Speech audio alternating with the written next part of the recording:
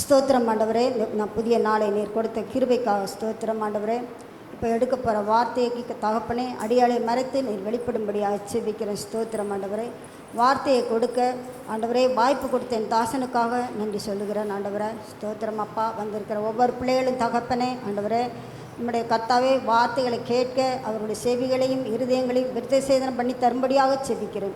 எல்லா துதிக்கான மகிமெல்லாம் ஒருவருக்கே செலுத்துகிறேன். இயேசுவின் நாமத்தினால கெஞ்சி மண்டாடுகிறேன் நல்ல பிதாவே.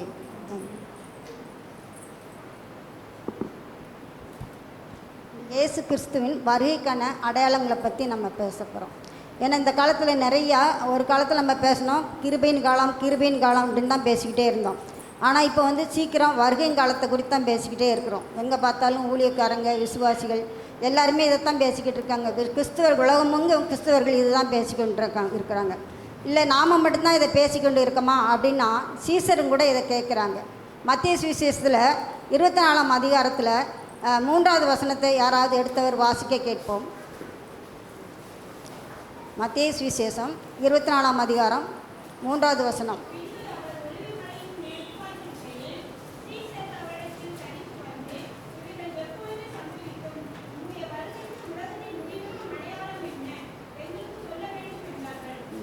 இதை சீசர் கூட என்ன செய்கிறாங்க, உம்முடைய வருகைக்கும் உலகத்தின் முடிவுக்கும் அடையாளம் என்ன அப்படின்னு சொல்லி அவங்களும் என்ன செய்தான் அடையாளத்தை நோக்கி தான் என்ன செஞ்சுக்கிட்டு இருக்கிறாங்க, செல்கிறாங்க. அப்போ நம்ம இந்த காலத்தில் அடையாளத்தை நோக்கி பார்த்துக்கிட்டே இருக்கோம். ஆண்டவர் வருகையை நோக்கி நம்ம என்ன செஞ்சுக்கிட்டு இருக்கோம், பார்த்துக்கிட்டே இருக்கோம், உன்னிப்பாக கவனிச்சுக்கிட்டே இருக்கிறோம். இப்போ மார்க்கு சுவிசேஷம் 13ஆம் அதிகாரம் 4 to 7 வரை எடுத்தவர் வாசிக்க கேட்போம். மார்க்கு சுவிசேஷம் 13ஆம்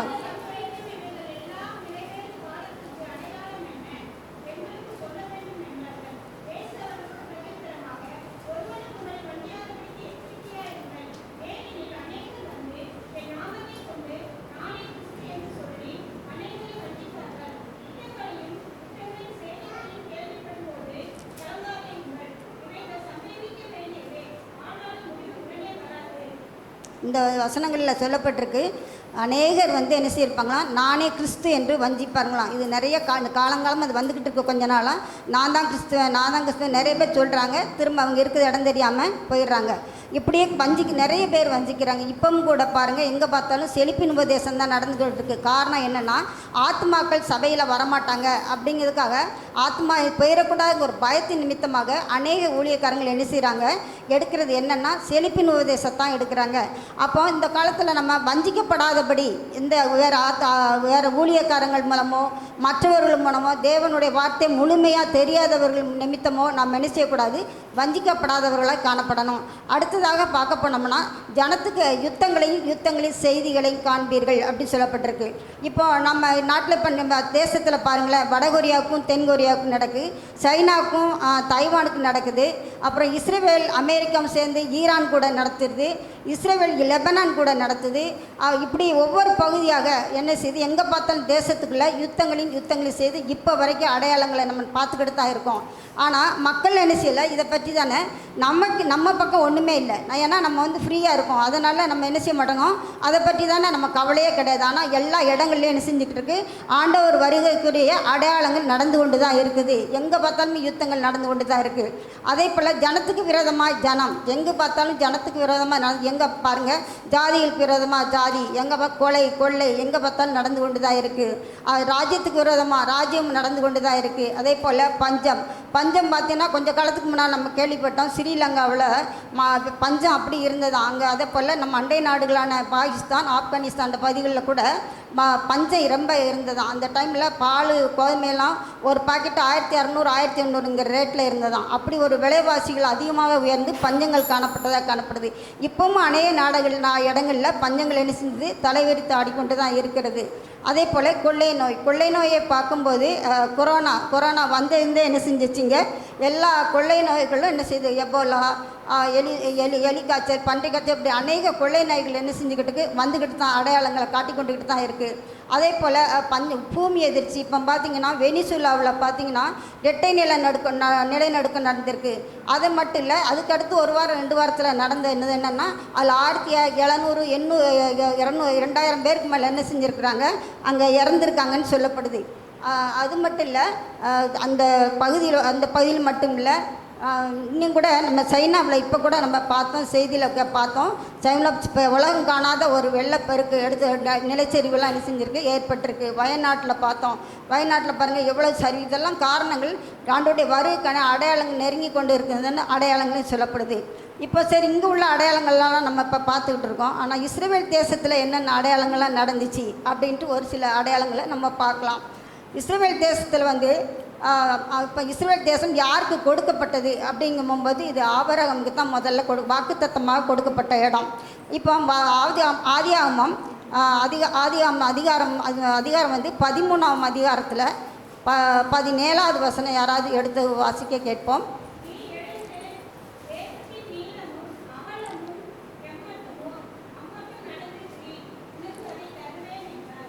இப்போ ஆபிரகாம் சொல்கிறாரு, நீ நீளம் அகலம் எவ்வளவோ அந்த நீளம் அனுசி நடந்து திரின்னு சொல்கிறாரு. அப்போ அது ஆபிரகாமுக்கு தேவன் கொடுத்த வாக்குத்தத்த இடம். அப்புறம் திரும்ப ஆபிரகாம் தேவன்கிட்ட கேட்காரு, இதை நான் சுதந்திரத்து கொள்ள என்ன செய்யணும் அப்படின்னு கேட்குறாரு. அப்போ ஆண்டவர் சொல்கிறாரு, நீ என்ன செய், எனக்காக பழி செலுத்து அப்படிங்கிறாரு. பழி செலுத்த பின்பதாக தேவன் ஆதிகாமம் 17ஆம் அதிகாரத்தில் சொல்கிறாரு, நீயும் உன் சந்ததி என்ன செய்வீங்க, இந்த கானான் தேசத்தை சுதந்திரித்து கொள்ளுவீங்க அப்படின்னு சொல்கிறாரு. அப்போ இப்போ ஆபிரகாமுக்கு இப்படியெல்லாம் கொடுக்கும்போது அவங்க என்ன செய்யுங்க, அந்த கானான் தேசத்தில் குடியிருந்தது மட்டுமல்ல, அங்கே குறைந்தது ஒரு 70 பேர் இருந்தாங்கன்னு சொல்லப்பட்டிருக்கு. அவங்க குடும்பங்கள் ஆதியாகமத்தில் ஆபிரகாமுடைய குமாரன் யாக்கோபுடைய குமாரன் ஈசாக்கு, அவனுடைய குமாரன் ஈசாக்கு, யாக்கோபுடைய குமாரன் யூதா. அதாவது 12 கோத்திரங்கள். அதில் 4வது பையன்தான் யூதா. அந்த யூதா தான் யூதர்கள்னு சொல்லப்படுது. இவங்கெல்லாம் சேர்ந்து அந்த கானான் தேசத்தில் குடியிருந்தாங்க. ஒரு காலகட்டத்தில் அவங்களுக்கு பஞ்சம் ஏற்படுது. பஞ்சம் ஏற்பட்ட பின்னதாக அவங்க எங்கே செல்கிறாங்கன்னா, எகிப்துக்கு போகிறாங்க. அங்கே 430 வருஷம் என்ன செய்கிறாங்க, வனாந்தர வாழ்க்கை, அடிமை வாழ்க்கை என்ன செய்கிறாங்க, வாழ்கிறாங்க. அங்கேருந்து திரும்ப தேசத்துக்கு வரும்போது அவங்க திரும்ப குடியேறி அவங்க பெருகுறாங்க. அவங்க பெருகும்போது தான் அங்கே தாவீது, அப்புறம் சாலமோன், அது மட்டுமில்லை அதற்கு பின்பதாக ஏசாயா, எரேமியா, இப்படி ஒவ்வொரு காலகட்டங்கள் வந்துக்கிட்டே இருக்குது. யெரொபெயாம், சிதேக்கியா வரை என்ன செஞ்சாங்க, அவங்க கானான் தேசத்தில் தான் குடியிருந்தாங்க. ஆனால் அதுக்கு பின்பதாக பாபிலோன் தேசத்தில் நேபுகாத்நேச்சார் என்ன செஞ்சார், இவங்க தேசத்தை பிடிச்சார். அவங்களுக்கு என்ன பண்ணாங்கன்னா, அடிமையாகப்பட்டாங்க. அடிமையாகப்பட்டாங்க. அதற்கு பின்பதாக அவங்களுக்கு பின்பதாக அவங்க அடிமையாகப்பட்டாங்க.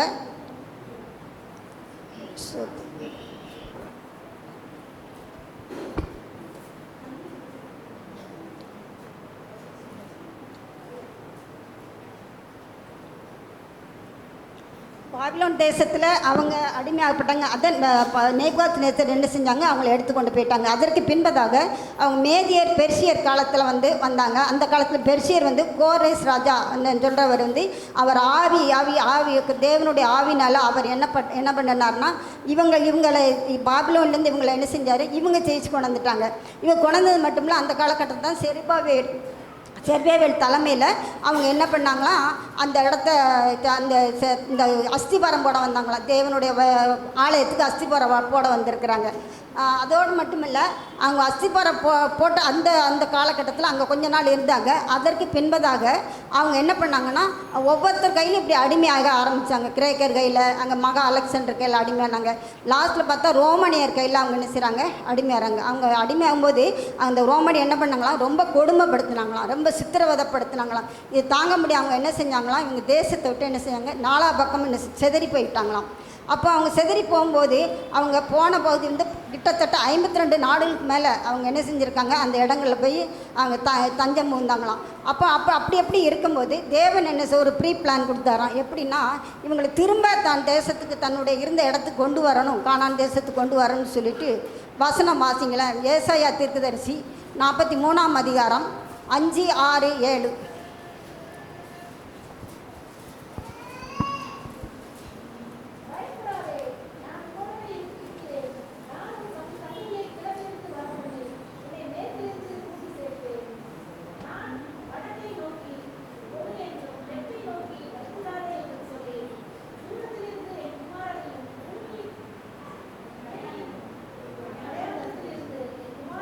குமாரங்களையும் கொண்டு வருவேன் என்று சொல்கிறாரு. அப்போ இந்த இடத்துல தேவன் என்ன செய்யார், எப்படி அந்த கானான் தேசத்தை தன் குமாரத்தையும் குமாரர்களையும் என்ன செய்வேன் கொண்டு வருவேன்னு சொல்லிட்டு எசேக்கியேல் 11ஆம் அதிகாரம் 17வது வசனம் எடுத்தவர்கள் வாசிக்க கேட்போம். 11:17.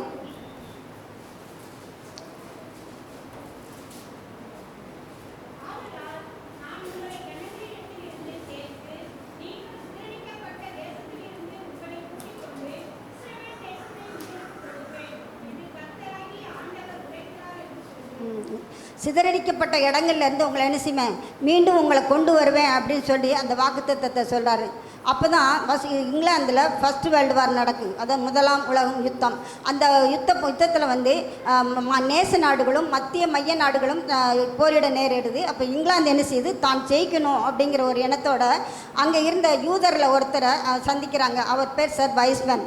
இவர் எப்படிப்பட்டவர்னா ஒரு யூதர் மட்டும் இல்லை, ஒரு சயின்டிஸ்ட்டு. அது மட்டும் இல்லை, அவர் ஒரு டாக்டராகவும் இருந்திருக்கிறாரு. இவர்கிட்ட வந்து இங்கிலாந்து ராணி கேட்டிருக்காங்க, நாங்கள் ஜெயிக்கணும், எங்களுக்கு ஒரு ஆலோசனை சொல்லுங்கள் அப்படின்னு சொல்லும்போது அவங்க சொன்னாங்களே, எங்கிட்ட ஒரு பொருள் கொடுங்க, நாங்கள் என்ன செஞ்சிடறோம், உங்களுக்கு ஜெயிக்கிறதுக்கான வழிவாசல்களை தருகிறோம் அப்படின்னு சொன்னாங்களாம். உடனே அவங்க மக்காச்சோளம் இருக்கு இல்லையா, அதை எடுத்து கொடுத்தாங்களாம். அதை திரளான மக்காச்சோளத்தால் நிறைய வெடிகுண்டுகள் செய்து கொடுத்தாங்களாம். இங்கிலாந்து என்ன செஞ்சிருச்சான், ஜெயிச்சிருச்சான். அவங்க ஜெயித்த உடனே இவங்கள்ட்ட திரும்ப கேட்குறாங்களாம் சர் வைஸ்மன்ட்ட, நாங்கள் உங்களால் தான் நாங்கள் ஜெயிக்கோம், உங்களுக்கு நீங்கள் இல்லைன்னா நாங்கள் என்ன செஞ்சுருக்க மாட்டோம், ஜெயிச்சிருக்க மாட்டோம். அப்போ உங்களுக்கு ஏதாவது எங்களிடத்துலேருந்து ஒரு ஹெல்ப் வேணுமா அப்படின்னு கேட்கும்போது இவங்க சொல்லுவாங்க, எங்கள் ஜனங்கள் என்ன செய்கிறாங்க, அகதிகளாக பல இடங்களில் தேசம் முழுவதும் பரவி கிடக்கிறாங்க, அவங்க திரும்ப மீண்டும் இந்த இடத்துக்கு வந்து குடியேற நீங்கள் அனுமதி தரணும் அப்படின்னு சொல்லி கேட்பாங்க. அப்போ அவங்க அந்த சொல்லும்போது அங்கே இருந்த வெளியுறவு அமைச்சர் பால்பருங்கிறவர் என்ன செஞ்சார், அவர் ஒரு தீர்மானத்தை உண்டாக்கினார். பால்பர் டிக்ளரேஷன், அவர் நேம்லே பால்பர் டிக்ளரேஷன் அப்படின்ட்டு ஒரு திட்டத்தை ஆரம்பித்து அதன் மூலம் அங்கே என்ன செஞ்சார், அவங்களுக்கு எருசலேமை 3 பகுதியாக பிரித்து ஒரு பகுதி இஸ்ரேலுக்கும் 2 பகுதி வந்து அரேபியர்களான யாருன்னா பாலஸ்தீனியர்கள், இவர்களுக்காக கொடுக்கப்பட்டது. இந்த 2 பகுதி கொடுப்பாங்க. அப்போ 3 பங்காக பிரிச்சுட்டாங்க. இதில் 1 இது 2 அப்படி பிரிச்சுருக்குறாங்க. அப்போ இவங்க வந்து சொன்ன உடனே நிறைய ஜனங்கள் என்ன செய்ய, யூத ஜனங்கள் கானான் தேசத்துக்கு திரும்ப வந்து குடியிருந்தாங்க. ஆனால் குடியிருந்தாலும் அவங்க என்ன செய்யணும், 1948 சுதந்திரம் பெறுவரை அவங்க என்ன செய்யலை, தேசத்துக்குள்ளே வரல. அப்போ ஆண்டவர் திரும்ப என்ன செஞ்சார், இவங்க தேசத்துக்குள்ளே கொண்டு வரணும். முதலாவது தானாக கூப்பிட்ட போது அவங்க என்ன செய்யலை, வரல. இப்போ அவங்க தானாக வரணும் அப்படிங்கிறதுக்காக எடுத்தவர்கள் வாசிக்க கேட்போம். ஓசியா தீர்க்கதரிசி 3ஆம் அதிகாரம் 4-5.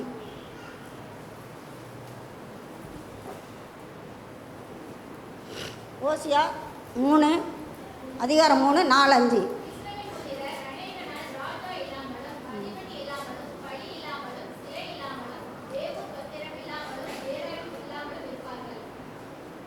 அடுத்த வசனம் 4-5 சொன்னேன்.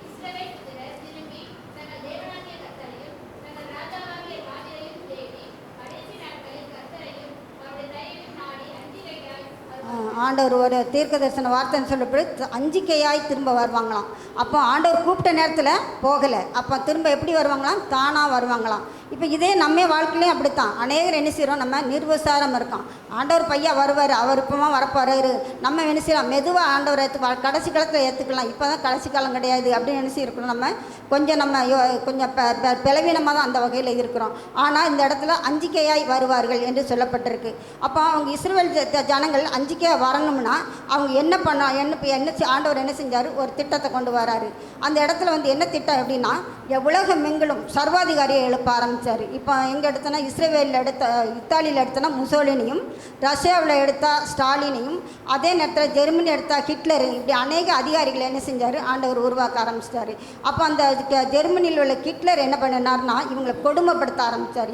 ஏன் காரணம் என்ன அப்படின்னா, அந்த சர் வைஸ்மன் என்ன செஞ்சார், யூதர்கள் என்ன பண்ணாங்க, அந்த இங்கிலாந்துக்கு ஜெயிக்கிறதுக்கு இவங்க காரணமாக இருந்ததுனால அவன் ஜெர்மனி ஹிட்லருக்கு என்ன செஞ்சு கோபம் ஏறிட்டு உடனே அவன் என்ன பண்ணனா, யூத ஜனத்தை என்ன செய்ய மாட்டேன், ஒன்றுமே நான் இருக்கக்கூடாமல் எல்லாரையும் என்ன செய்வேன், நான் அழித்து போடுவேன் என்று சொல்லி அவன் கங்கணம் கட்டி கொண்டு என்ன செஞ்சான், யூத ஜனங்களை கொன்று குவித்தானான். 1936லேருந்து 43க்குள்ளே 60 லட்சம் பேரை கொண்டு குவிச்சிருக்கான். அப்போ பாருங்களேன், அது கணக்கில் வந்தது இவ்வளவு, வராதது எவ்வளவுன்னு தெரியாது. ஆனால் ஜனங்கள் என்ன செஞ்சாங்க, அப்போ ரொம்ப வேதனைக்கு சித்திரதைக்கு ஆளானதுனால அவங்க என்ன செய்கிறாங்க, அவங்ககிட்ட சொல்கிறாங்க, நாங்கள் கிளம்பி இப்போ எங்கள் தேசத்துக்கு போகிறோம் அப்படின்னு சொல்லும்போது இவங்க சொன்னாங்களா, நீங்கள் இவ்வளோ நாள் எங்கள் தேசத்தில் இருந்தீங்கள, நீங்கள் வரியெல்லாம் கட்டிட்டு போங்க அப்படின்னு சொல்லும்போது இவங்க என்ன செய்ய ரொம்ப அவஸ்தைப்பட்டிருக்கிறாங்க. ஆமோஸ் புஸ்தகம் எடுங்க, 2ஆம் அதிகாரம் 13ஆம் வசனம் எடுங்களேன்.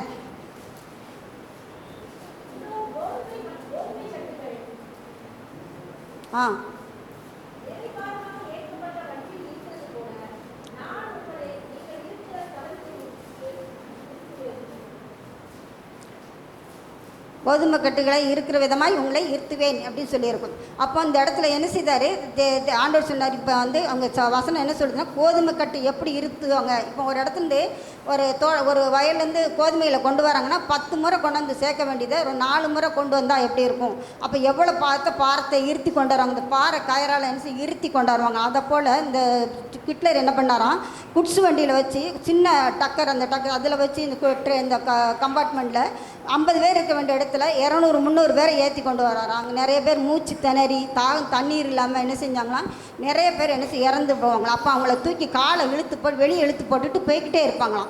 அவ்வளோ தூரம் அவங்க கொடுமை நடந்துச்சான். அப்புறம் அதுக்கடுத்து இவங்க பார்த்தாங்க, எப்படியோ நம்ம இந்த தேசத்தை விட்டு நம்ம தேசத்துக்கு கடந்து போகணும்னு நினச்சிட்டு அவங்க இருக்கும்போது அவங்க ஆமோஸ் அதிகாரம் 3ஆம் ஆமோஸ் தீர்க்கதரிசி 3ஆம் அதிகாரம் 16வது வசனம் வாசிங்களேன். 16.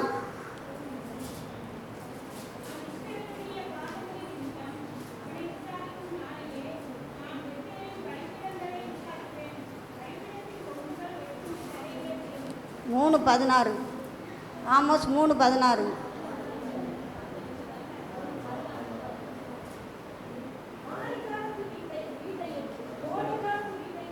இல்லை, சரி, இதை நான் வசனம் நானே சொல்லிடுறேன். அவர்களை நிர்வாணியாய் வந்தார்கள் என்று சொல்லப்பட்டிருக்கும். 2:16 நினைக்கிறேன், பாருங்கள்.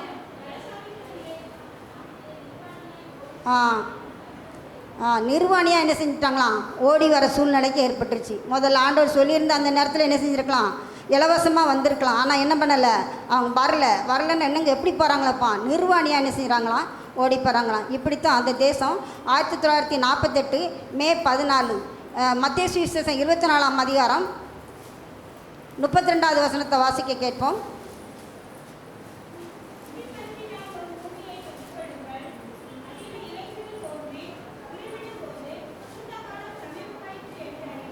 அத்திமரம் என்றால் என்ன? அத்திமரம் என்பது இங்கே ஓமே சொல்லப்பட்டிருக்கு. அத்திமரம் இந்த இஸ்ரேல் தேசத்தை குறிக்கிறது. இந்த இஸ்ரேல் தேசம் வந்து இன்றைக்கு துளிர் விட்டாயிற்று. எப்படி துளிர் விட்டாயிற்றுன்ட்டு நம்ம இப்போ எல்லாம் பார்த்துக்கிட்டே வந்தோம். 1948 மே 14 துளிர் விட்டாயிற்று. சரி, இவங்க துளிர் விட்டு சுதந்திரம் அடைஞ்ச உடனே அவங்களுக்கு சுதந்திரமாக இருந்தாங்களா? இல்லை. மறுநாளே அவங்களுக்கு என்ன செஞ்சு யுத்தம் எழும்பிடுச்சு. 7 நாடுகள் சேர்ந்து அவங்களை என்ன செஞ்சாங்க, எதிர்க்க ஆரம்பித்தாங்க. அவங்க எதிர்க்க ஆரம்பிக்கும் போகும்போது இவங்க என்ன செய்கிறாங்க, கையில் அவங்க கையில் ஆயுதங்கள் எதுவுமே கிடையாது. ஆனால் அவங்க கையில் என்ன இருக்குது, எல்லா ஆயுதப்படைகள், பழங்கள், விமானங்கள், போர் டேங்கிகள், மற்றபடி அவங்ககிட்ட ஃபஸ்ட்டு யுத்தத்தையும் செகண்ட் யுத்தத்தையும் அவங்க என்ன செய்யாங்க, நேராக பார்த்தவங்க, அதில் இருந்தவங்க. அப்போ அவங்ககிட்ட எவ்வளவு ஆயுதங்கள் இருக்குன்னு பாருங்களேன். இங்கிலாந்துலேருந்து கூட 200 டேங்குகள் கூட யோர்தானில் நிறுத்தி வச்சுட்டு வந்தாங்க, கொண்டு போக முடியாமல். அவ்வளோ தூரம் அந்த இடத்துல அவங்க நிறைய விமானங்களை, போர் விமானங்கள், ஆயுதப்படைகளை வச்சுருக்காங்க. ஆனால் இவங்ககிட்ட வந்து சுதந்திரம் பெற்று நான் கால்நடையாக வந்தவங்ககிட்ட அவங்ககிட்ட என்ன இல்லை, நிர்வாணியாக வந்தாங்கன்னு சொல்லியிருக்கு. அப்போ அவங்ககிட்ட எதுவுமே கிடையாது, அவங்க என்ன செய்ய முடியாது, ஜெயிக்க முடியாது. அப்போ அங்கேருந்து அரேபியர்கள் அவங்க பக்கத்தில் நம்ம சொல்லியிருக்கோம் 2 பகுதி அரேபியர்கள் கொடுத்தான்னு சொல்லப்பட்டிருக்கோம். அப்போ அந்த அரேபியர்கள்ட்ட வந்து அப்போ 7 நாடு சொல்லியிருக்கு, நீங்கள் வெளியே வந்துருங்க, நாமெல்லாம் மத சார்பில் ஒரே சகோதரர்கள், நீங்கள் வெளியே வந்துருங்க, நாங்கள் யுத்தம் நடத்த போகிறோம், இஸ்ரவேலர் என்ன செய்ய போகிறோம், நாங்கள் ஒன்றுமில்லாமாக்க போகிறோம், நீங்கள் வந்துட்டிங்கன்னா உங்களுக்கு எந்த சேதமும் ஏற்படாது, இல்லட்டா அவங்களோட நாங்கள் நடத்தும்போது உங்களுக்கும் அழிவு ஏற்படும் அப்படின்னு சொல்லுவார். அதோடு மட்டும் இல்லை, நாங்கள் ஒரு நாளில் ஜெயிச்சுட்டு உங்களுக்கு என்ன செஞ்சிருந்தோம், அந்த தேசத்தை நீங்கள் இருந்த இடத்துல உங்களுக்கே நாங்கள் தந்துருந்தோம், நீங்கள் இருந்துக்கோங்க அப்படிம்பாங்க. ஆனால் அந்த இங்கிட்டு சொல்லுவார், இந்த பக்கம் அதில் அதிபதியாக இருந்த இஸ்ரேல் தேசத்தில் அந்த பக்கம் அந்த டைமில் இருந்தவர் டேவிட் பென்குரியன் சொல்கிறாரு, இல்லை நம்ம எல்லாம் ஒரு சகோதராக இருப்போம், எப்படி நம்ம என்ன செய்வோம், ஜெயிச்ச பின்பதாக என்ன பண்ணலாம், நம்ம எல்லோரும் சேர்ந்து ஒருமித்து ஒரு ஆலோசனை பண்ணி பேசி முடித்து கொள்ளலாம் அப்படின்னு சொல்லி அவங்க சொல்லுவாங்க. ஆனால் இவங்க இந்த அரேபியர் யோசிப்பாங்க, ஏன்னா இங்கே 7 நாடு இருக்குது, இவங்ககிட்ட பலன் இருக்குது, எல்லா படைப்பலன்கள் இருக்குது, இவங்ககிட்ட ஒன்றுமே இல்லை. அப்போ யார்கிட்ட இருப்பான்னு நம்மளே நம்ம கூட முடிவு எடுத்துக்கலாம்.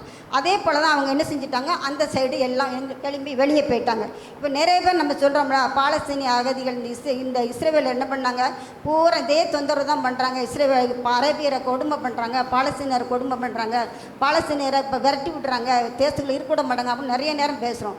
ஆனால் பாலஸ்தீனியர்கள் இந்த பாலஸ்தீனிய அகதிகள் பேர் வர காரணம் என்னென்னா, இவங்க என்ன செஞ்சாங்க, இவங்க டேவிட் பென்கரின் சொன்னதை கேட்காம வெளியே போனது நிமித்தமாக தான் அவங்க என்ன செஞ்சாங்க, அந்த வனாந்தர பகுதிக்கு அந்த இடத்த விட்டு வெளியே போக வர வாய்ப்பு கிடச்சிச்சு. போயிட்டாங்க. அதற்கு பின்பதாக இவர் என்ன செஞ்ச சண்டை யுத்தங்கள் நடக்குது.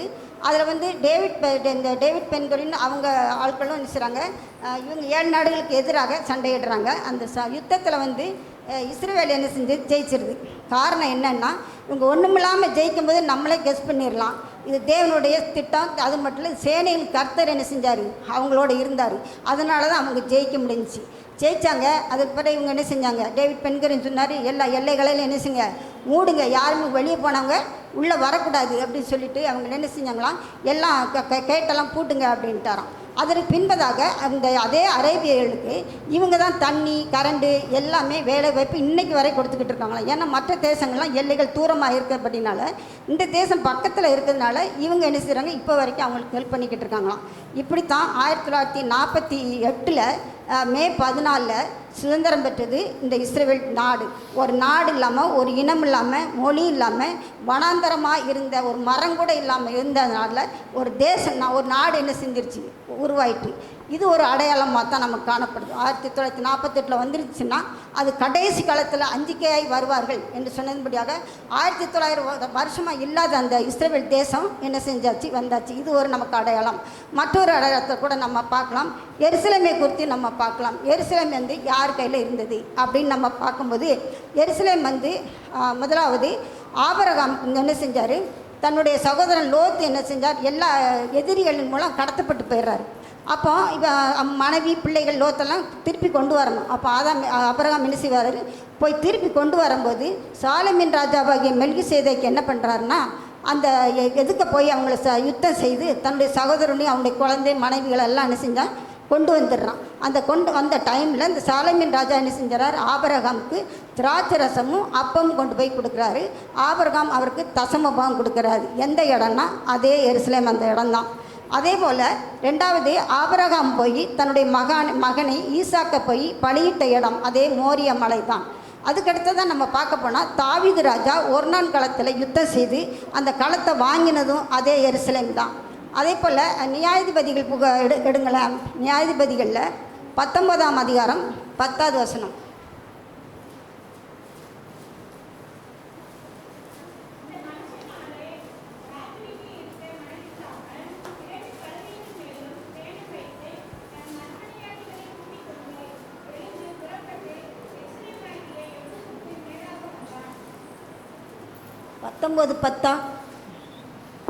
நியாயாதிபதிகள் எபூஷன் எருசலேம் ஆகி எபூஷன் வந்திருக்கிறான், வரலையா? அதில் எபூஷன் ஆகி எருசலேம் அப்படின்னு வந்திருக்கான். இந்த எருசலேம் எப்படி அழைக்கப்படுதுன்னா எபூஷன் தான் அழைக்கப்படும். அதே வசனம் நம்ம தாவீது ஒர்னான் களத்தில் ஜெயிச்ச அந்த பகுதியும் அது எபூஷன் ஆகிய அருவனா அல்லது ஒர்னான் களம் அப்படின்னு தான் போட்டிருக்கோம்.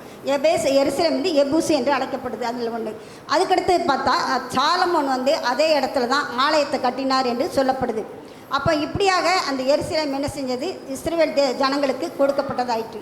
அப்போ ஏன் இப்படி இருந்த எருசலேம் ஏன் அழிக்கப்பட்டது அப்படின்னு காரணம் பார்த்தா, மீகா 3:12 யாராவது எடுத்தவர்கள் வாசிக்க கேட்போம். மீகா 3:12 ஒரு ஆள் எசேக்கியேல் 26:18 எடுக்க வாசித்து கேட்போம். மீகா 3:12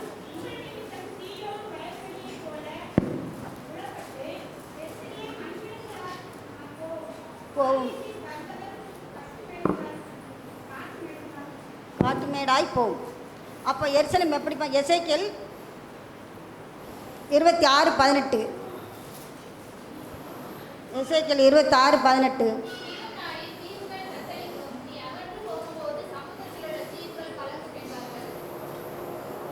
அப்போ இந்த இடத்துங்களில் எருசலேம் எப்படி போகுமா, மண்மேடாய் போகும்னு சொல்லப்பட்டிருக்கு. அப்போ எப்படி மண்மேடா காரணம் என்ன அப்படின்னா, அவங்க என்ன பண்ணாங்கன்னா, எங்கள் இடத்துல ராஜாக்கள் இல்லை, எங்களுக்கு ராஜாக்கள் இல்லை, என்ன செய்கிறாங்க, முறுமுறுத்து கொண்டு வந்தாங்க. நியாயாதிபதிகளை நம்ம பார்த்துருக்குறோம். ராஜாக்கள் என்ன செய்கிறாங்க, இவங்க ஆண்டவர் என்ன செய்வார், ஒரு ராஜாக்கள்னு இவங்க புலம்போது சாமுவேல் வந்து ஆண்டவர்கிட்ட கேட்பார், இவங்க ரொம்ப புலம்பிக்கிட்டே இருக்காங்களே என்ன பண்ணுறது அப்படின்னா, ஆண்டவர் சொல்லுவார், நீ அவங்கள ஒன்னே தள்ளலை, என்னே தான் என்ன செஞ்சுருக்காங்க, தள்ளியிருக்காங்க, நீ அவனுக்கு என்ன செய்ய, ராஜாக்களை உண்டு பண்ணு அப்படின்றாரு. அப்படி ராஜாக்களை உண்டு பண்ண போகும்போது ஒரு ராஜா வருவார், 15 வருஷம் 20 வருஷம் ஆட்சி செய்வார். அதற்கு பின்பு அந்த ஜனங்கள் அதுக்கு இடையில் என்ன பண்ணுவாங்க, சின்ன சின்ன அருவறுப்பான காரியங்களை, அந்நிய விக்கிரங்களை வணங்குறது, அந்நிய காரியங்களை தலையிடுது, தேவனுக்கு விரோதமான காரியங்களை செயல்படுவது, இப்படிப்பட்ட காரணங்கள் நிமித்தம் அவங்க என்ன செய்கிறாரு, திரும்ப ராட்சசனை எழுப்புவார். ராட்சசனா எதிரியானவன், அம்மோனியராக இருக்கட்டும், மோபாவியராக இருக்கட்டும், பெலிஸ்தீராக இருக்கட்டும், இப்படிப்பட்டவங்களை தேவன் என்ன செய்வார், எழுப்புவார். இவங்களை எழுப்பும்போது அவங்க என்ன பண்ணுவாங்கன்னா, அந்த அன்னைக்கு திரும்ப என்ன செய்வாங்க, ஆண்டவரே எங்களை கொடுமைப்படுத்துகிறாங்க, மன்னிங்க, எங்கள் பாவங்களை மன்னிங்க, நாங்கள் செய்தது தவறு தான் அப்படின்னு சொல்லி அவங்க கேட்பாங்க. ஆனால் திரும்ப அவர் என்ன செய்வார், இவங்க கெஞ்சிறாங்களே அப்படின்ட்டு ஆண்டவர் என்ன பண்ணுவார், திரும்ப ஒரு ரட்சகனை எழுப்புவார். அவரை ரட்சிக்கக்கூடிய, இந்த ஜனங்களை அந்த அடிமையிலிருந்து ரட்சிக்கக்கூடிய ஒரு ரட்சகனை எழுப்புவார். அந்த ரட்சகன் நாம் எழும்பி வரும்போது திரும்ப அந்த இதே மாதிரி நடக்கும். இப்படி மாறி மாறி இவங்க செஞ்சு கொண்டு வந்த எருசலேம் என்ன பண்ணது, இடிக்கப்பட சூழ்நிலைக்கு தள்ளப்பட்டுருச்சு. ஆண்டவர் என்ன செஞ்சது, விருப்பப்படலாது, அதனால் இடிக்கப்பட்டாயிற்றுன்னு சொல்லப்படுது. அதே போல் எருசலேம் யாரால் இடிக்கப்பட்டது அப்படின்னு சொன்னால், கிபி 586 பாபிலோனிய ராஜா நேபுகாத் நேச்சாரால் என்ன செஞ்சு அது இடிக்கப்பட்டது. அதுக்கு பின்பதாக அது வந்து சீசர் டைட்டஸ் தீத்துராயன் என்பவரால் இடிக்கப்பட்டது. அது மட்டும் இல்லை, மடாஸ் அதாவது கோட்டைகள் அது எல்லாமே 90க்குள்ளே என்ன செஞ்சு எல்லாம் இடிக்கப்பட்டாயிற்று. அப்போ இப்படி தான் அது இடிக்கப்பட்டது. காரணம், ஜனங்கள் என்ன செய்யலை, தேவனுக்கு பிரியமாக இல்லாத காரணம் இது இந்த வகையான சூழ்நிலை ஏற்பட்டது என்று பார்த்தோம். அப்போ எருசலேம் வந்து அப்போ எப்படியாவது அந்த தலைநகரம் வரணும். ஏன்னா அங்கே வந்தால் தான் 3ஆம் ஆலயம் வரும். 3ஆம் ஆலயம் கட்டப்படணும். அப்புறம் அந்த அவங்க பலிகளை செலுத்தணும், நியாயப்பிரமாண காலம் அங்கே நிறைவடையணும் பின்னாடி. அப்போ அப்படிங்கும் போகும்போது இந்த தலைநகரம் வரணும்னா என்ன பண்ணணும் அப்படின்னா, அந்த காலகட்டத்தில் எருசலேமோட சேர்ந்து ஒரு 6 நாள் யுத்தம் நடந்துச்சு. அது எகிப்து, சிரியா, ஜோர்டான் இப்படிப்பட்ட நாடுகள்லாம் சேர்ந்து இவங்களுக்கு எதிர்ப்பாக சண்டையிட்டாங்க. அவங்க சண்டையிட 6 நாளும் இஸ்ரவேல் ஜனம் என்ன செஞ்சிருச்சு, ஜெயிச்சிருச்சு. ஏன்னா அவங்க வந்து இவங்க கையை வந்து ஓய்வு நாள் தனமாக அவங்க ஆரம்பிச்சிருக்கிறாங்க. ஓய்வு தனம் வந்து ஓய்வு நாள் அன்று ஆரம்பித்ததுனால இவங்க ஓய்வு நாள் இவங்க ஒரு இது எதிர்ப்பு என்னவே இல்லை, செய்யலை, தடுத்துட்டே நின்றுருக்காங்க. ஆனால் ஓய்வு டைம் முடிஞ்சவன நினைச்சிருக்காங்க, எதிர்த்து சண்டை எடுத்துருக்காங்க. அவங்கள 6 நாளும் என்ன செஞ்சாங்க, எல்லா நாடுகளும் எல்லா Syria, Saudi Arabia, Iran, Iraq, அப்புறம் துனிசியா, மொனாக்கோ இப்படிப்பட்ட எல்லா நாடுகளும் சேர்ந்து என்ன செஞ்சு எதிர்த்து நின்றுச்சு. ஆனால் இஸ்ரவேல் ஜனம் என்ன செஞ்சிருச்சு, இஸ்ரவேல் படைகள் ஜெயிச்சிருச்சு. இதற்கு காரணம் வந்தார் சேனைகளின் கர்த்தர். அப்போ சேனைகளின் கர்த்தர் இதுக்கு காரணமாக இருந்தாருன்னா அதுக்கு எடுத்துக்காட்டு நம்ம சொல்ல முடியுமா அப்படின்னா, நம்ம ஒரு சிறு வசனங்களை நம்ம ஒரு வார்த்தைகளை சொல்லலாம். இப்போ அந்த இஸ்ரவேல் ஜனங்கள் எதிர்த்து போரிட போகிறாங்க. அடியெடுத்து போரிட போகும்போது அங்கே அவங்களுக்கு எதிர்ப்பு அனுசரித்து ஒரு பலத்தை காற்று உருவாச்சான். அந்த காற்று புயலை அடித்து பயங்கரமாக வந்து இவங்க மேலெல்லாம் அடித்து இவங்களுக்கு முன்னேறி போக விடாமல் பின்னோக்கி சென்றதான். அப்போ உடனே அவங்க கொஞ்சம் பின்ன தள்ளி வந்தோடனே முகத்தை தொடச்சிட்டு பார்க்காங்களாம். அதுக்கு எதிர்த்தாப்பில் எகிப்தியர் வச்சுருந்த கன்னி வெடிகள் நிறையா இருந்துச்சான். அப்போ ஆண்டவரை பார்த்து ஸ்தோத்திரம் சொன்னாங்களாம், ஆண்டவரே எங்களை காப்பாற்றினீங்க, நாங்கள் முன்னேறி போயிருந்தோம்னா என்ன செஞ்சுருப்போம், நாங்கள் இறந்துருப்போம், செத்துருப்போம், அதனால் நீங்கள் எங்களை என்ன செஞ்சார், ஜீவனை கொடுத்தீன்னு சொல்லி ஸ்தோத்தரித்தாங்களாம். எப்போவுமே பார்த்திங்கன்னா யூதர்கள் வந்து பக்தி வைரத்தில் ரொம்ப அதிகமாக உள்ளவங்க. எப்படின்னா அவங்க வந்து யுத்தத்துக்கு போக கூட என்ன செய்வாங்கன்னா தோரா புஸ்தத்தை எடுத்துகிட்டு தான் போவாங்க. தோரா புஸ்தம்னா பஞ்சாகமம் 5 புஸ்தங்கள் சேர்ந்தது தான். அதாவது ஆதியாகமம், யாத்ராகமம், லேவியராகமம், எண்ணாகமம், உபாகமம், இந்த 5 புஸ்தம் சேர்ந்தது தான் பஞ்சாகமம் என்று சொல்லப்படுது. இந்த புக்கை தான் அவங்க எடுத்துகிட்டு போவாங்க. இப்போ கூட காசாவுக்கு சண்டை போட கோயிலில் கூட அவங்க என்னத்தை எடுத்துகிட்டு போனாங்களாம், சங்கீதம் வாசிட்டு தான் அவங்க போனாங்களாம். அவங்க எப்பவும் போகல, ஆண்டவருக்கு அவ்வளோ பக்தி வைரக்கம் உள்ளவங்கன்னு சொல்லி நம்ம பார்க்கலாம். அது மட்டும் இல்லை, இவங்க இன்னொன்று அதுக்கடுத்து ஒன்று சொல்லணும்னா, இவங்க என்ன செய்கிறாங்க, இஸ்ரவேல் ஜனங்கள் விமானப்படைகளை கொண்டு போய் இவங்க என்ன செய்யணும், எகிப்துள்ள விமான தளவாடங்களெல்லாம் அழிச்சு போடணும், விமானங்கள்லாம் அழிச்சு போடணும் போய்கிட்டு இருக்கும்போது இவங்க போகிறது என்ன செஞ்சாங்க, ஜோர்டான் கண்டுபிடிச்சி எகிப்துக்கு என்ன செய்கிறாங்க, தகவல் கொடுக்குறாங்க. இவங்க ரேடார் மூலம் தகவல் கொடுக்கும்போது அங்கே என்ன செய்ய முடியல, டீ கோட் ஆக முடிய மாட்டேங்குது. உடனே அவங்க என்ன பண்ண, தகவல் எல்லாம் என்ன செஞ்சு துண்டிக்கப்பட்டார். ஆண்டவர் என்ன செஞ்சார், ஒரு தகவலும் எல்லாம் அவங்களுக்கு கிடைக்க விடாமல் துண்டிக்கப்பட்டார். இங்கே இஸ்ரவேல் என்ன செஞ்சு ஈஸியாக போய் உள்ள இறங்கி அடிச்சிருச்சு. அவ்வளோ எய்த்தியரையும் என்ன விமானங்களையும் விமான தளங்களையும் விமான படைகளையும் அவளையும் வந்து செஞ்சிருச்சு, அழிச்சிருச்சு. அந்த ஓடுதளங்கள்லேருந்து ஏறி போக முடியாமல் மிச்ச விமானங்கள்லாம் என்ன செய்யல, போக முடியல, எல்லாத்தையும் அழிச்சிருச்சு. இப்படியாக அந்த இடத்துல ஆண்டவர் என்ன செஞ்சார், அவங்களுக்கு அற்புதம் செய்தார். அதுக்கடுத்ததான் நம்ம பார்க்க போனோம்னா அவர் குலைவிகளை அனுப்பினார் என்று சொல்லப்பட்டிருக்கும். குலைவிகளை எப்படி அனுப்பினார் அப்படின்னா, யாத்திராகமம் 23:28 எடுத்தவர்கள் வாசிக்க கேட்போம். 23:28.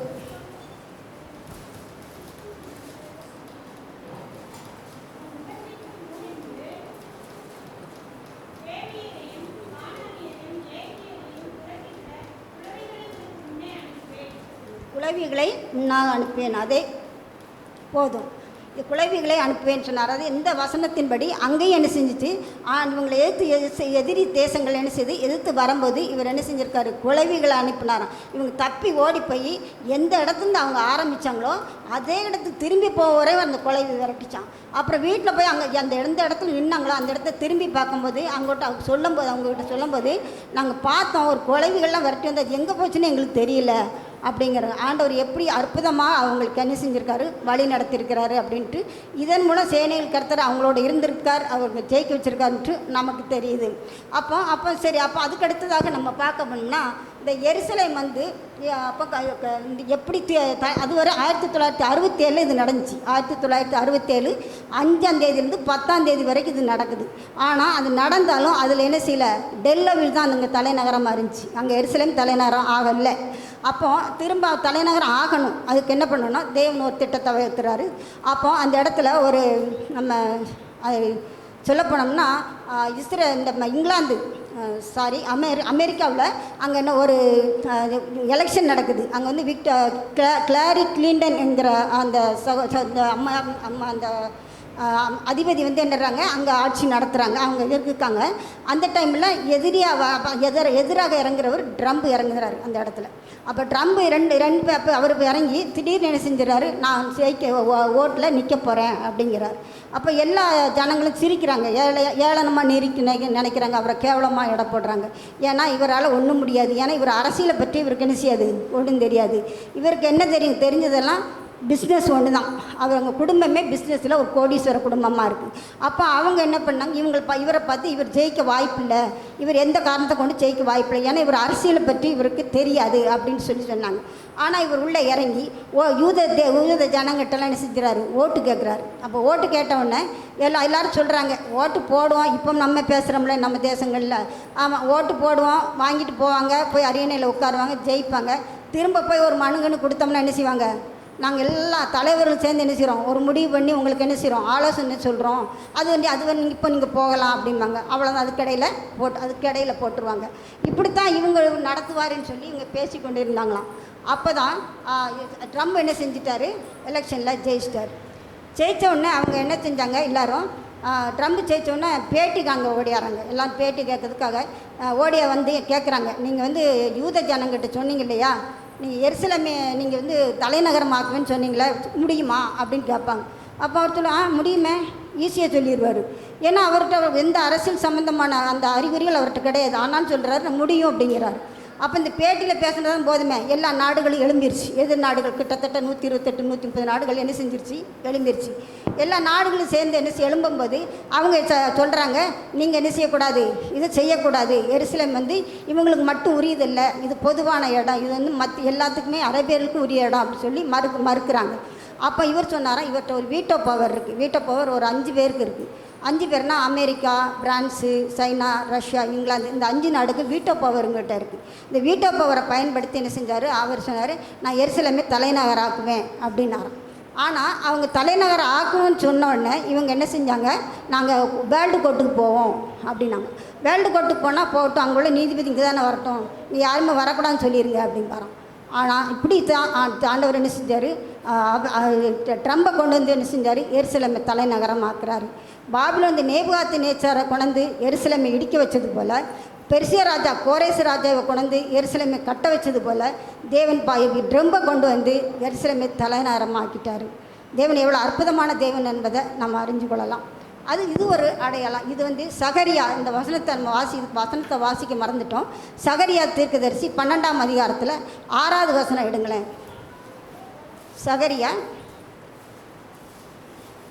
12ஆம் அதிகாரம் 6வது வசனம்.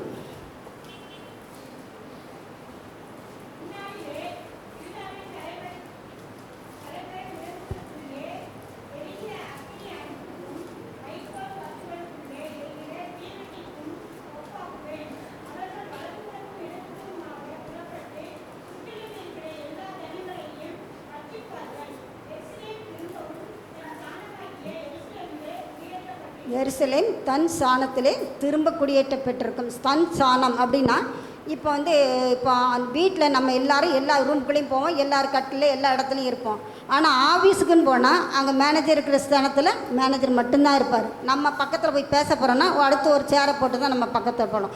அதான் அவரவருடைய ஸ்தானத்தில் தான் நம்ம உட்காந்து அவங்க என்ன செய்வாங்க, வேலையை பார்ப்பாங்க. அதே போல் தான் எருசலேம் வந்து அதே ஸ்தானத்தில் வந்து மீண்டும் கட்டப்பட்டிருக்கும் என்று சொல்லப்படுது. அப்போ இதே பாபிலோன், தீரு, நினிவே இப்படி பட்டணங்கள்லாம் என்ன பண்ணிடுச்சான், எல்லாம் அழிஞ்சி இருக்கிற இடம் தெரியாமல் போயிடுச்சான். பாபிலோன்லாம் தண்ணியில் போயிட்டுன்னு சொல்கிறாங்க. ஆனால் இந்த தேசம் மட்டும் சிறு தேசம் தான். அதாவது பெரிய பெரிய தேசங்கள்லாம் அழிஞ்சு போச்சுன்னு சொல்கிறாங்க. ஆனால் இந்த தேசம் என்ன செஞ்சிச்சு, செழிப்பு திரும்பவும் செஞ்சிச்சு, தன் ஸ்தானத்தில் வந்துருச்சு. 2500 வருஷ காலமாக முன்னாலே சகரியா சொன்ன வார்த்தை என்ன செஞ்சிச்சு, எருசலேம் தலைநகரம் ஆயிற்று. இது 2வது அடையாளம். இதுக்கு அடுத்த அடையாளம். அதுக்கடுத்ததாக நம்ம ஒரு அடையாளத்தை பார்க்கலாம். தேவாலயத்தை குறித்து பார்க்கலாம். தேவாலயத்தை கட்டினது யார் அப்படின்னு நம்ம பார்த்தோம்னா, ஒன்று வந்து சாலமோன் கட்டினார். நிறைய ஆலயங்கள் சின்ன கட்டியிருப்பாங்களாம், வச்சுருக்கலாம். ஆனால் மெயினான பெரிய ஆலயங்களை தான் நம்ம பார்க்குறோம்.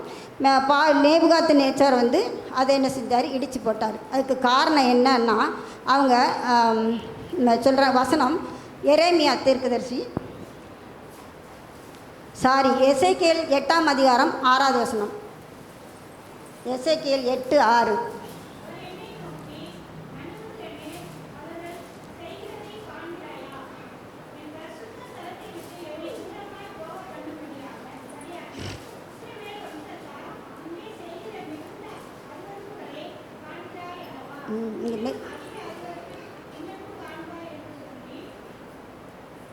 அவ்வளோதான். இப்போ வந்து இதில் அவர் என்ன போட்டிருக்குன்னா, அந்த 8ஆம் அதிகாரம் நீங்கள் ஃபுல்லாக வீட்டில் போய் வாசித்து பாருங்கள். அதில் எவ்வளோ அருவருப்பான கதைகள், அருவருப்பான காரியங்கள் அங்கே இருக்குதுன்னு சொல்லப்பட்டிருக்கு. மரத்தின் அடிகளும் ஒவ்வொரு மலையின் கடைக்கிலும் விபச்சாரம் செய்தார்கள். விபச்சாரம் என்றால் அந்த அர்த்தம் இல்லை, விக்கிரகங்களை என்ன செஞ்சாங்களாம், உண்டு பண்ணால். தேவன் வெறுக்கிற பெரிய ஒரு காரியம் என்னென்னா, விக்கிரகத்தை என்ன செஞ்சுறாரு, வெறுக்கிறாரு. அப்படிப்பட்ட காரியம் சூரியனையும் சந்திரனையும் செஞ்சுருக்காங்க, நமஸ்கரித்திருக்கிறாங்க. இப்படிப்பட்ட காலகட்டத்தில் தேவன் என்ன செஞ்சார், தூரம் போகிறவராய் காணப்பட்டார். அந்த ஆலயத்தில் என்ன செய்ய மாட்டானா, இருக்க மாட்டேன் இப்படிப்பட்ட ஆலயத்தில் அப்படின்னு சொல்கிறாரு. அப்போ தேவன் என்ன செஞ்சார், அந்த ஆலயத்தில் இருக்கலை. காரணம் என்னென்னா, இவங்களுடைய அருவருப்பின் காரணமாக அவர் வெளியேறி போயிட்டார். இன்னும் அதுக்கடுத்ததாக பார்க்க போனால், அது கட்டப்பட்டது வந்து கோரேசுடைய ஆவின் ஏவுதலினால அவங்க செருபாபேல் அஸ்திவாரம் போட்டு, அதற்கு பின்பாக எஸ்ரா, எரேமியா இவங்கெல்லாம் சேர்ந்து கட்டப்பட்டு, அதுக்கு கொஞ்ச நாள் பின்பு அவங்க என்ன செஞ்சிருந்தாங்க, போட்டுடுறாங்க. அதை பழுது பார்க்காம அவங்க சரியாக முடிவு பண்ணாமல் அதை என்ன செஞ்சாங்க, முடிவு செய்யாமல் போட்டுறாங்க. ஆனால் அதில் வந்து அப்புறம் ஏரோது ராஜா, ஒரு அந்நிய மனுஷன் வந்து என்ன செய்கிறாரு, 23-29 வருஷமாக கடையில் கிடந்த இடத்த திரும்ப அவர் என்ன செய்கிறாரு, புதுப்பித்து அது நல்ல பெரிய ஒரு அலங்காரமான ஒரு ஆலயமாக என்ன செய்கிறாரு, உலகத்திலே ஒரு விஸ்திரமான ஆலயமாக என்ன செய்கிறாரு, அது கட்டுறாரு. அந்த கட்டின ஆலயம் அவ்வளோ அருமையாக இருந்த ஆலயம் ஏன் இடிக்கப்படணும்? இந்த ஆலயத்தை ஆகாய் தீர்க்கதரிசி 2:15 எடுங்களேன். ஆகாய் தீர்க்கதரிசி புஸ்தகத்தில் 2:15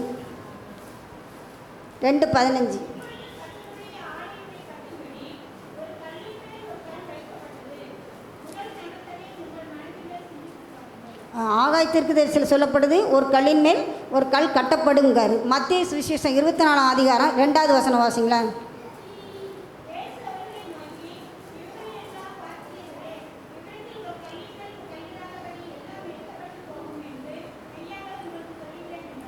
இந்த இடத்துல சொல்லப்பட்டிருக்கு, செருபாபேல் கட்டிடத்தை தான் ஆண்டவர் என்ன சொன்னார், ஒரு கல் மேலே ஒரு கல் வச்சு கட்டணும்னு சொன்னவர் அவர் தான். அதே தேவன் தான் சொல்கிறாரு. அதே ஆலயத்தை என்ன சொல்கிறாரு, ஒரு கல்லின் மேலே ஒரு கல் இருக்கக்கூடாது, இடிக்கப்படும் என்று அவர் சொல்லிடுறாரு. அப்போ இதுக்கு காரணம் என்ன அப்படின்னா, அவர் வந்து அந்த ஆலயத்தில் என்ன நடந்தது, அப்படின்னு நம்ம பார்க்கும்போது அந்த ஆலயத்தில் இதே மாதிரி அருவறுப்புகளும் அதை மாதிரி வேண்டாத தேவனுக்கு பிரியாத காரியங்கள் செய்தது மட்டுமல்ல, கள்ளர் குகை மத்திய சுவிசேஷம் 22ஆம் அதிகாரத்தில் இருக்குன்னு நினைக்கிறேன். அது வசனம் எனக்கு ஞாபகம் இல்லை. மத்திய சுவிசேஷம் 24:32 பாருங்கள். சாரி இல்லை வேண்டாம், அது யாவும் இல்லை அந்த வசனம். நான் மத்திய சுவிசேஷத்தில் அது இருக்குது அந்த வசனம். அவங்க என்ன பண்ணாங்கன்னா, தேவாலயம் வந்து இடிக்கப்பட்ட அந்த இதுதான் மத்திய சுவிசேஷத்தை கள்ளர் குகைகள் ஆக்கினார்கள் இருக்கு அந்த வசனம். அப்போ தேவன் இடம் எப்படிப்பட்டதாக இருக்கணும்? அந்த இடம் பரிசுத்தமான இடமா இருக்கணும், தேவனுக்கு அது பிரியமான இடமா இருக்கணும். அந்த இடத்துல என்ன செய்யக்கூடாது, எப்படிப்பட்ட எந்த வியாபாரங்களும் என்ன செய்யக்கூடாது, நடக்கக்கூடாது. இப்போ அநேக இடங்களில் நமக்கு ஆலயங்களை பார்க்குறோம், பக்கத்தில் என்ன செய்கிறாங்க, பிஸ்னஸ் பண்ணுறாங்க, ஆலயத்துக்கு ஆலயம் கட்டணும் அப்படிங்கிற ஏதாவது ஒரு காரணத்தை கொண்டு என்ன செய்கிறாங்க, பக்கத்தில் ஹோட்டல் வச்சுக்கிறாங்க. ஆனால் நம்ம சபையை பொறுத்தட்டில் கர்த்தர் கிருபையாய் நடத்துகிறார். எந்த வித வியாபார ஸ்தலமும் இந்த பக்கத்தில் நமக்கு என்ன செய்யலை இல்லை, ஆண்டவர் கிருபையாக நடத்துகிறாருன்னு தான் நம்ம சொல்லணும். ஆனால் அப்படி நிறைய இடங்கள்ல என்ன செய்கிறாங்க, இதை வச்சு என்ன செய்கிறாங்க, ஊழியக்காரங்க வருமானம் எடுத்து அதில் சபை கட்டணும் அப்படி இப்படிங்கிற. ஆனால் தேவனுக்கு இது அருவருப்பான காரியம்னு சொல்லப்படுது. கள்ளர் குகைகள் ஆக்கினார்கள். எங்கே பார்த்தாலும் காசு விற்கிறது, புறா விற்கிறது, இப்படி காரியங்களை என்ன செஞ்சாங்களாம் வியாபார ஸ்தலமாக மாற்றினதுனால தேவன் என்ன செஞ்சார், அதை அருவருத்தார். அதை வந்து சீசர் டைட்டஸ் தீத்துராயன் என்பவரால் இவர் என்ன செஞ்சிச்சு, அது முழுமையாக என்ன செஞ்சிருச்சு, இடிக்கப்பட்டுருச்சு. அப்போ அந்த தேவாலயம் திரும்ப கட்டணும்னா, அந்த தேவாலயம் கட்டுவதற்கு இதுவரை நீ கட்டப்படலையே, 3ஆம் ஆலயம் கட்டப்படுமா அப்படின்னா அதற்கு வேண்டிய பொருள்கள் இப்போ தயாராக இருக்குதுன்னு சொல்லப்படுது. இப்போ அது பார்க்கணும்னா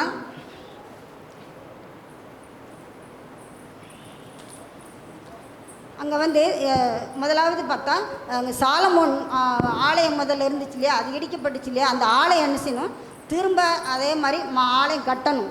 அது சாலமோன் மாடலில் இருக்கிற அந்த ஆலயத்தை கும்ரான் குகையில் கண்டுபிடிச்சிருக்காங்கன்னு சொல்கிறாங்க.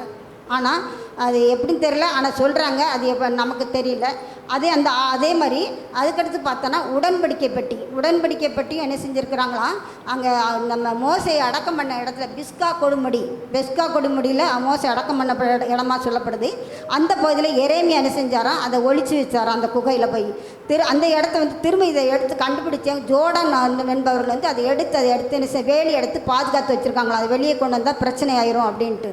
ஆனால் அது ரோசைல்டு என்பவர் வந்து தங்கம் நிர்ணயம் பண்ணுறவங்க என்ன செஞ்சுருக்காங்க, இதை போய் பார்த்து இதை எப்படியாவது கொண்டு வந்துடணும், ஜோர்டான் வந்து வெளியே வாங்கிட்டு வந்துடணும் அப்படின்னு சொல்லி அவங்க முயற்சி பண்ணி கொண்டு இருக்கிறாங்களாம். அப்போ இந்த காரியங்கள்லாம் ஒன்று ஒன்றா எல்லா பொருள்கள் என்ன செஞ்சு எல்லாமே இந்த அடையாளங்கள்லாம் நடந்து கொண்டு தான் வருது. அது மட்டும் இல்லை, இந்த சிவப்பு கிடாரி கண்டுபிடிச்சிருக்காங்களாம். வசன வாசிங்க 19:2 என்னாகமம் 19:2.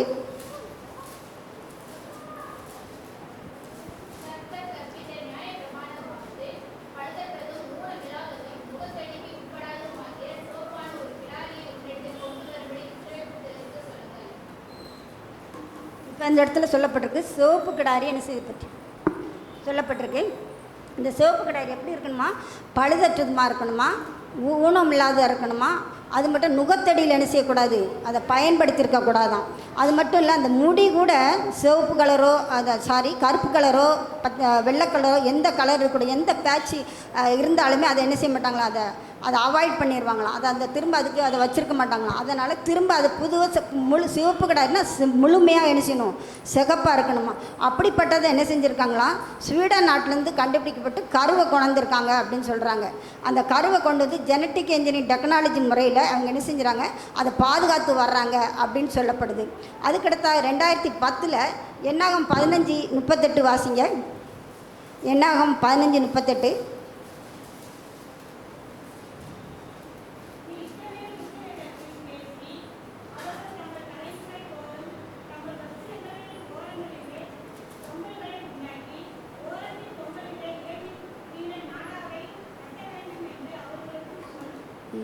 இதை வந்து இந்த இளநூல் வந்து கண்டுபிடிக்கப்பட்டதான். எப்படின்னா இது ஒரு கடலில் இருக்கிற ஒரு ஜந்து, கடல் ஜந்து ஆமைன்னு இருக்கு இல்லையா, அந்த ஆமை மாதிரி ஒரு ஜந்து தானே. அந்த ஜந்துலேருந்து என்ன செய்கிறாங்க, அதை கண்டுபிடிக்கிற அந்த உற்பத்தி செய்கிறாங்களாம்.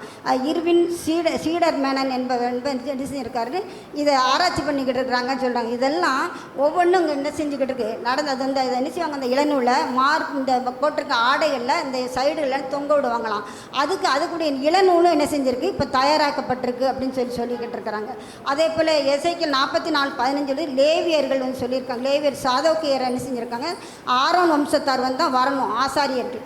அப்போ அதுக்கு சாதோக்கு என்பவர் தான் அந்த இடத்துல சாதோக்கு அந்த அவரை கண்டுபிடிச்சிருக்காங்களா, அந்த குமாரர் சாதோக் குமார், அது ஆரோனுடைய வம்சத்தில் சாதோக்குங்கிறவரை கண்டுபிடிச்சிருக்காங்களாம். அப்படி இந்த வம்சங்களை ஒன்று இப்போ ஆசாரி என்ன பண்ணுறாங்கன்னா எல்லா ட்ரைனிங் இப்போ வரைக்கும் எடுத்துக்கிட்டு வராங்களாம். அந்த சிவப்பு கடாரியில் அதை மாதிரி ஒத்தியை பார்க்குறாங்களாம். சாம்பலை எரித்து அதை என்ன செய்யணுமா, ஆசாரியுடைய காது மடல்கள், ட்ரெஸ்ஸு, அப்புறம் ஆலயத்தை என்ன செய்யுது, பரிசுத்தப்படுத்துது. சுத்திகரிப்புக்கான அப்படி காரியங்கள்லாம் என்ன செஞ்சது நடந்து கொண்டு வருது. அப்போ தேவாலயக்கு வேண்டிய எல்லா அடையாள பொருள்களும் என்ன செஞ்சிச்சு, இப்போ கண்டுபிடிச்சி வச்சாச்சு. பனிமூட்டுகள், பொன் 7 பொன் விளக்கு, குத்து விளக்குகள், அதே போல் கடற்தொட்டி, கொப்பரை, இந்த மேஜை, நாற்காலி, இப்படிப்பட்ட காரியங்கள்லாம் என்ன செஞ்சுருக்கு, தயாராக்கி வச்சுருக்காங்க. பணமும் அவங்ககிட்ட இருக்குது, அதை செய்யக்கூடிய என்ஜினியரும் அவங்ககிட்ட என்ன செய்கிறாங்க, ரெடியாக இருக்குது. இப்போ இவ்வளோலாம் ரெடியாக இருக்குது, இவ்வளோ அடையாளங்கள்லாம் இருக்குது. ஆனால் ஏன் தேவாலயம் கட்டப்படலை அப்படின்னா, அந்த இங்கே வந்து இடம் இல்லைன்னா அந்த இடத்துல என்ன இருக்குது, டோம் ஆஃப் ராக், அந்த இடத்துல அந்த மசூதி இருக்குது. அப்போ அது என்ன செய்யணும், இடிபடணும்னா எப்படி, அது ஒன்று இப்போ 3ஆம் உலகப் போர் நடந்துக்கிட்டு இருக்குது, இதில் ஒன்று அழியணும். இதில் அழியலை அப்படின்னா பூமி எதிர்ச்சி ஒன்று ஏற்படும். அது எசேக்கியேல் 38ஆம் அதிகாரத்தில் 19வது வசனம்னு நினைக்கிறேன். வாசிங்களேன் யாராவது. எசேக்கியேல் 38ஆம் அதிகாரம் 19வது வசனம்.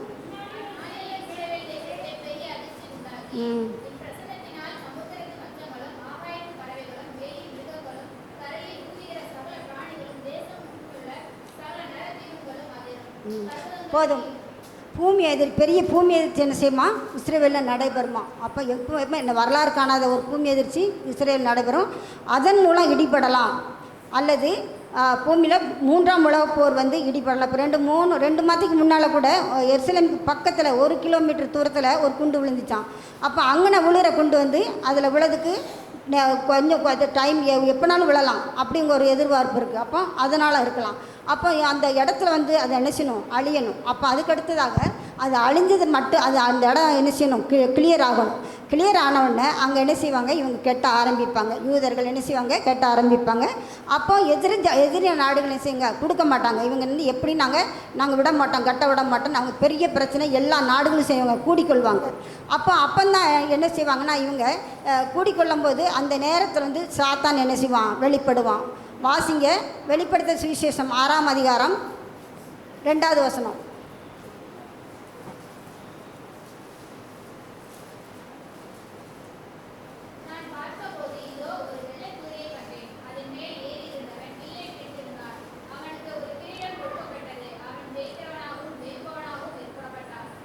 இங்கே வந்து இந்த வெள்ளை குதிரையில் வாரவன் வந்து நம்ம யாருன்னு சொல்லக்கூடாது, ஏசப்பா தான் வெள்ளை குதிரையில் வருவார் அப்படின்னு சொல்லக்கூடாது. இந்த வசனம் எங்கன்னா சொல்லப்பட்டிருக்குன்னா, வெள்ளை குதிரையில் வருவன் அந்தி கிறிஸ்து வருவான் இந்த இடத்துல. அப்போ இந்த சாத்தான் இந்த அந்தி கிறிஸ்து என்ன செய்வான், என்ன செய்வான், யூதர் ஜனங்களோட ஐக்கியம் கொள்வான். அவங்கள்ட்ட நல்லா பழகி அவங்களோட என்ன செய்வான், அந்த ஆலயத்தை என்ன செய்வான், நான் கெட்டவங்களோட ஹெல்ப்புக்கு உதவி செய்கிறேன் அப்படின்னு சொல்லி அவன் சொல்லுவான். அப்படி வர்ற காலகட்டத்தில் அவங்க கெட்ட ஆரம்பிக்கணும்னா அதுக்கு முதலாவது எங்கே செய்யணும், அவங்க பழி செலுத்தணும். அப்போ பழி செலுத்ததுக்கு இப்போ இடையூறாக இருக்குதுன்னா மணவாட்டி சபை ஆயத்தமாக இருக்கா அப்படின்னு பார்க்கும்போது, மணவாட்டி சபை இப்போ அதுக்கு முன்னதாக பார்த்தோம்னா மோசே முதலாவது ஆண்டவர் என்ன செஞ்சார், ஏதேன் தோட்டத்தில் உலாவினார். ரெண்டாவது நம்ம பார்த்தோம், ரெண்டாவது என்னென்னா மோசே கூடாரத்தில் ஆண்டவர் இருந்தார். மூன்றாவது தூரம் போக செய்த சாலமோன் கூடாரத்தில் இருந்தார். நாலாவது பார்த்தா அவர் வந்து இவர் செருபாபேல் தலைமையில் கட்டப்பட்ட அந்த ஆலயத்தில் ஆண்டவர் இருந்தார். அங்கே கல்லர் குகைகள் ஆக்க நிமித்தம் அந்த ஆலயத்தை தேவன் வெறுத்தார். அஞ்சாவது எந்த கூடாரத்தில் தங்கினார்னா நாமே அந்த ஆலயம். நாம் அந்த ஆலயமாக இருக்கிறோம். கொரிந்தியரில் நம்ம வாசிக்கிறோம், நீங்களே அந்த ஆலயம் சொல்லப்பட்டிருக்கு. அப்போ நம்ம இந்த ஆலயம் என்ன செய்யணும், இந்த மணவாட்டிய சபை என்ன செஞ்சுருக்கு, எடுபடுறதுக்கு ஆயத்தமாக இருக்கா அப்படின்னு நம்ம பார்க்கும்போது உன்னத பாட்டில் 5வது அதிகாரம் 3வது வசனம் வாசிங்களேன். உன்னத பாட்டு 3:5.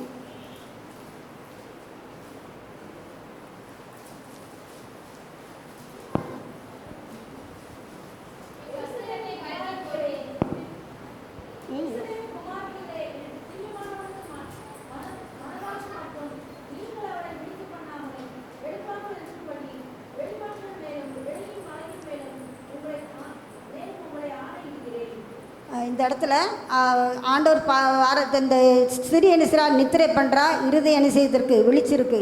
அப்போ அவன் வந்து சொல்கிறான் ஆண்டவர்கிட்ட. ஆண்டவர் வந்து கதவை தட்டுறாரு. கதவை தட்டும்போது அவன் என்ன சொல்கிறா, நான் வஸ்திரத்தை களைந்துட்டேன், பாதரத்தை கழட்டி போட்டு என்ன செஞ்சேன், பாத சுத்திகரிப்பு செய்துட்டேன், நான் என்ன செய்ய முடியாது, வெளியே வர முடியாதுங்கிறாரு.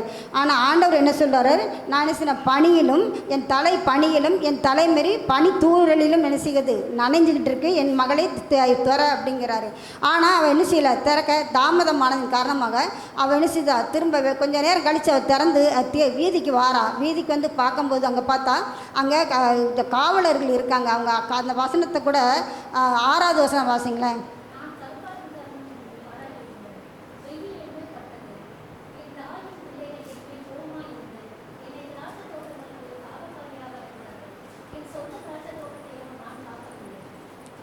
காயப்படுத்தினார்களாம். அவங்கள காயப்படுத்தியிருப்பாங்க, அவங்கள கல்லெறிவாங்களாம். ஏன் அப்படின்னா தேவன் கூப்பிட்ட நேரத்தில் என்ன செய்யலை, அவள் என்ன செய்யலை, கதை அவங்க ஸ்திரியை திறக்கலை. அப்போ அந்த நேரத்தில் அவள் திறக்கப்படாதுன்னு எங்கே போய் மாட்டுறா, அந்தி கிறிஸ்து, அதாவது உபத்திர காலத்தில் போய் மாட்டுறா. இதுதான் அதோட ஆவிக்குரிய அர்த்தம்.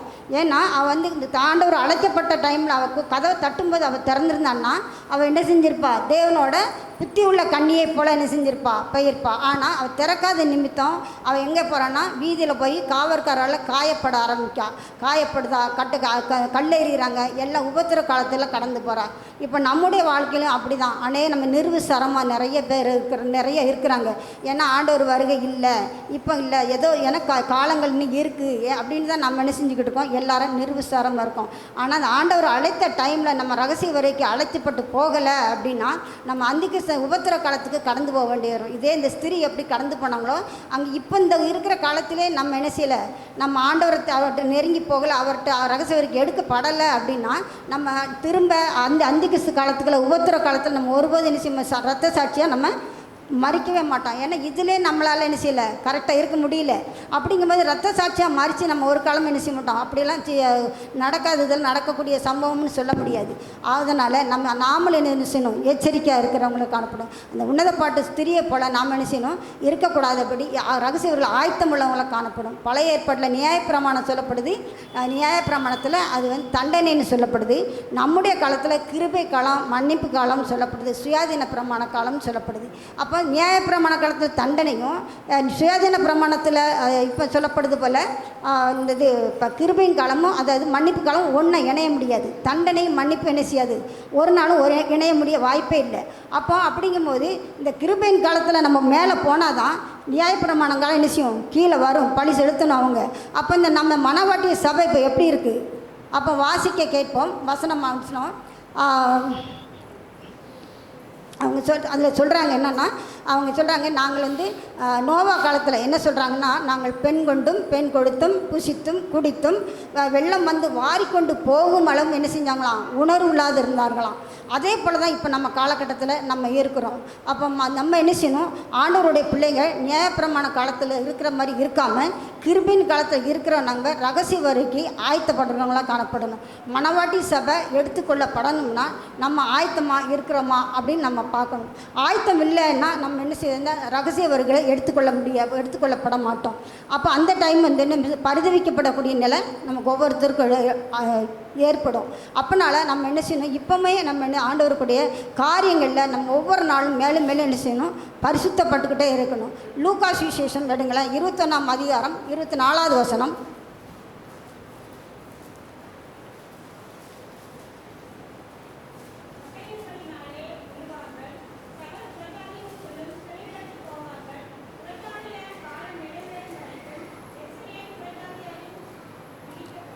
புறஜாதியார் அந்த ஆலயம் கட்டு வரைக்கும் அந்த ஆலயத்தை சுற்றி புறஜாதியாரியால் அந்த ஆலயம் என்ன செய்யும், மிதிக்கப்படும். ஆனால் அந்த ஆலயத்தை 3ஆம் ஆலயம் கட்டிட்டாங்கன்னா அந்த புறஜாதியார் என்ன செய்ய முடியாது, அதில் வந்து மிதிக்கப்பட முடியாது. அதுக்கடுத்து நம்ம லாஸ்ட் வசனமாக 21, 28 வாசிங்களேன். லூக்கா 21, 28.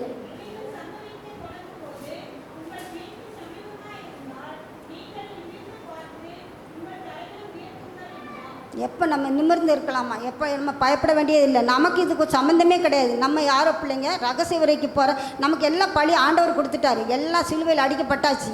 அப்போ நமக்கு இதுக்கு சம்மந்தமே இல்லை. இது வந்து நியாயப்பிரம திரும்ப யூதர்களுக்கு தான் மேசியா வருவார் அப்படின்னு ஒரு ஐதீகம் அவங்ககிட்ட இருக்குது. அதன் காரணமாக தான் அவங்க தான் என்ன செஞ்சுருக்கணும், இந்த பழியிட வேலையெல்லாம் அவங்க செய்ய போகிறாங்க. அது நீங்கள் நம்ம இருந்து பார்க்குறவங்க இருந்து பார்க்கலாம், பார்த்தா என்ன செய்யலாம், எங்கே போகலாம், உபத்திர காலத்துக்கு கடந்து போகலாம். ஆனால் தேவனோட ரகசிய வரைக்கும் நம்ம என்ன செய்யணும், போகிறவங்கள ஆயத்தப்படணும். அதுதான் இங்கே சொல்லப்படுது.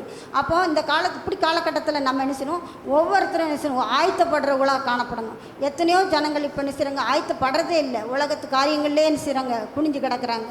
இப்போ பன்னியை பார்த்தோம்னா நம்ம பார்த்து அது கவுந்துக்கிட்டே தான் அலையும்.